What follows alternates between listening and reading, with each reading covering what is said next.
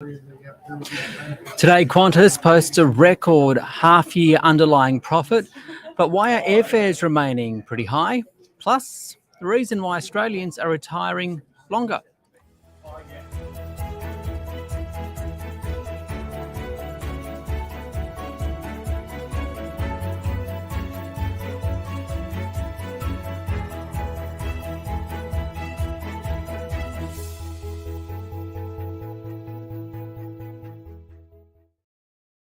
Hi everyone, it's your daily 10-minute business and finance news wrap for this Thursday, the 23rd of February 2023.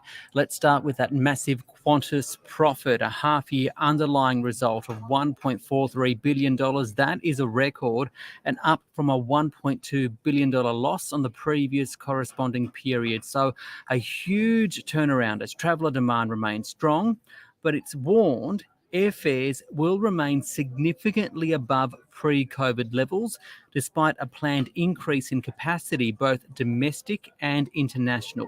For more, Tys Occhiuzzi spoke earlier with aviation analyst Geoff Thomas.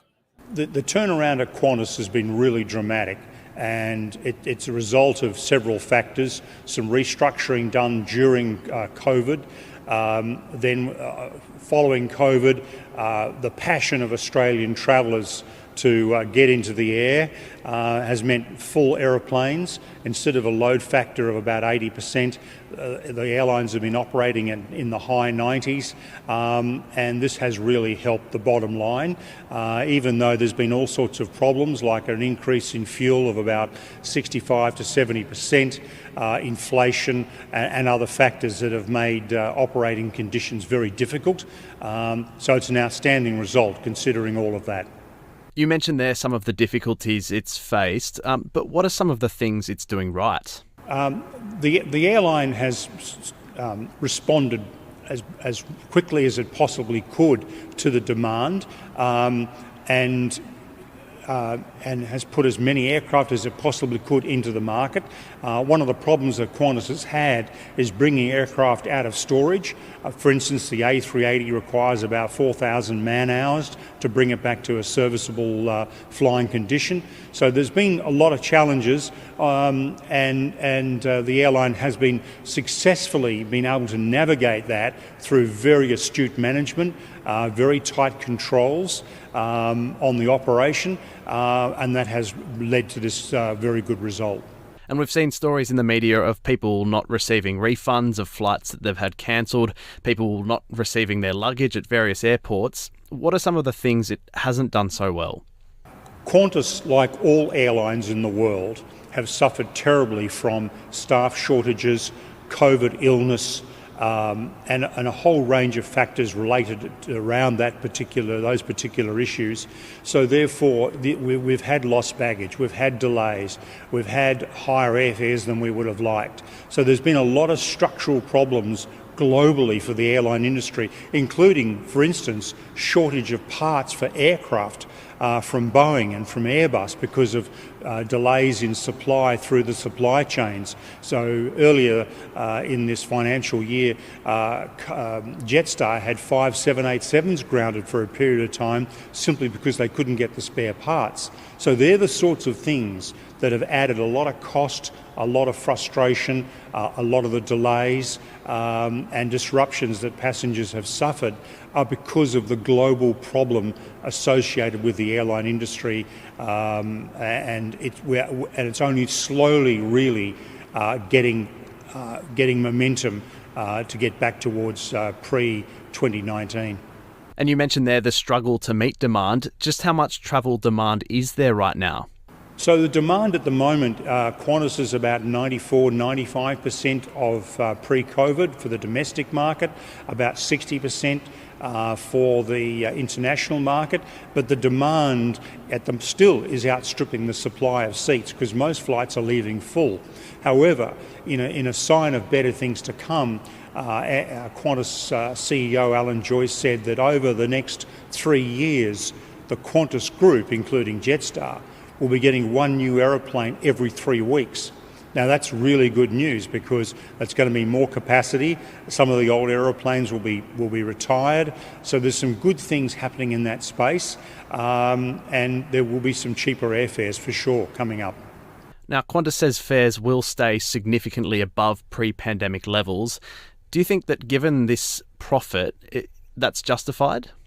Well, it's important that Qantas makes a really good profit, because that's how they invest in new aircraft. These new aircraft they've got coming burn up to 25, even 30% less fuel than the ones they're going to replace.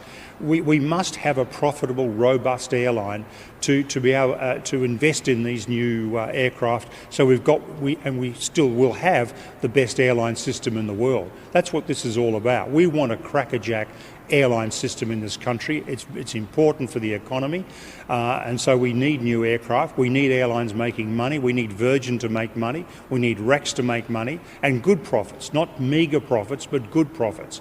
In the end, the consumer benefits, because with the more efficient aeroplanes, you get lower fuel burn, you get cheaper fares. That's what really sustained reduction in airfares is all about, is more efficient, more economical aircraft. So it's an investment in the future. So I think it's very important that it makes a good profit. I think well done.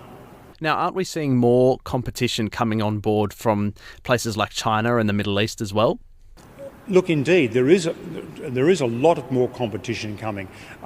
Airlines that Qantas competes with, like Singapore Airlines, Qatar Airways, Etihad, Emirates, their owners understand the importance of aviation, and they really supported their airlines through the pandemic. I know a lot is made of the $2 billion that Qantas got in JobKeeper or from the government through the pandemic. $1 billion of that was just to keep the network operating through the pandemic. Now, if the government was to pay Qantas for all its staff through the pandemic, it would require $12 billion. So Qantas, to get through the pandemic, has had to sell aircraft and lease them back, sell property. They've had to sell a lot of assets to get through this pandemic. So yes, they are facing a lot of competition from very well-heeled international carriers with much lower labour costs. So there's a lot of challenges still ahead for Qantas. That's why it's so important they make a good profit. That is aviation expert Geoff Thomas speaking with Tys Occhiuzzi. Now, Qantas shares actually fell today, down by 6.8%. The broader S&P ASX 200 only off by 0.4% to 7,285. For more on the market reaction on the Qantas result, I spoke earlier with Angus Geddes. He's the CEO of Fat Profits. Look, I think conditions have never been this good for the airlines. They're in a perfect environment where you've got record sort of demand, pent-up demand from the pandemic. Everyone's flying, not just for work, but also for travel. And the load factors have been at record levels, really, for Qantas. Meanwhile, they've also cut a lot of costs. They've cut costs out of the airline, so they're in a sweet spot where they're making record revenue, record load factors, and they're coming off a low-cost base. How do you explain, then, the negative reaction on the share price? I think the market was looking for more. The market was certainly expecting an even higher profit, so a bit of disappointment there, and possibly also due to the fact that Qantas is going to be putting more costs into the business as they scale up capacity and bring on additional aircraft and take the workforce back to where it was pre-pandemic. Given that we're well and truly in profit reporting season, how would you rate it, and what are the key themes that you've seen across the major numbers? I think one of the key themes has really been the resources sector. There's been a bit of disappointment with respect to BHP, Rio, and Fortescue Metals, all weighing on the market today. Their profits came in sort of lower than expected. Which points to perhaps peak conditions for some of those mining stocks now being behind them. In this environment of high interest rates and inflation, where do you see the opportunities? Very cautious on the market at the moment, quite defensive. We're holding a lot of cash, and I think that the RBA they've got a lot more to do on the rate tightening front. That's going to be a headwind for the stock market, and of course the economy. With inflation still quite elevated and a very, very tight labour market. Angus Geddes there from Fat Profits. Now, KPMG says Australians are taking longer to retire. It says the average male is expected to retire by 66.2 years of age. That's the highest since 1972. For females, it's 64.8 years. For more, I spoke earlier with Terry Rawnsley. He's an urban economist at KPMG. Terry, why are we retiring older? Yeah, it's an interesting kind of combination of the pattern of our workforce. We've got more white-collar workers who are able to work for longer. And also over the last 3 years with a really tight labour market, older workers have got more choice when it comes to picking up work which meets their flexible requirements. Let's go into one of those things in more detail. The higher educated, they're really driving this trend. Why is that? Yeah, so what we saw is that people with a bachelor degree retired at the age of 66, and someone with a postgraduate degree, which is a master's or a PhD, were at 67. And these are the type of workers who, in the knowledge economy, can work flexibly. They can work 2 or 3 days a week. They don't need to be in face-to-face conversations. So that more skilled workforce, a growing sort of knowledge sector, means that those workers are still highly valued by employers and are continuing to work. What about inflationary pressures? Because I think a lot of this data precedes a lot of the inflation numbers and the higher interest rates that we've seen. How are those two things likely to impact it?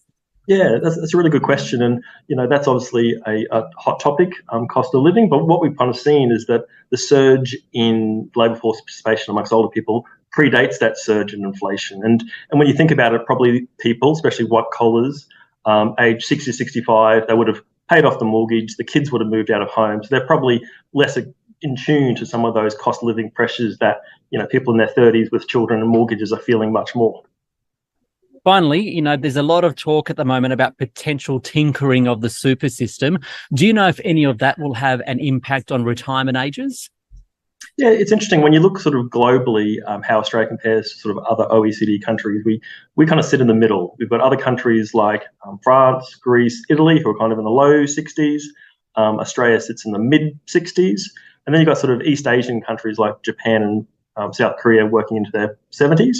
And then you've got sort of New Zealand, who is sort of at 67, so a couple of years older than Australia. And the New Zealand system's a little bit more flexible with people being able to work a few hours here and there and not be impacted with the pension. Whereas in Australia, you've got this little bit of a tension around eligibility. If you work for longer, you might put some of that pension at risk. And that's just a bit of a deterrent for older workers. Terry Rawnsley there from KPMG. This SBS On The Money stream is provided for informational purposes only. The content in this stream should not be understood as constituting advice or a recommendation. It is not personal advice and it does not consider your personal circumstances or objectives. You should contact a licensed professional before making any financial decision.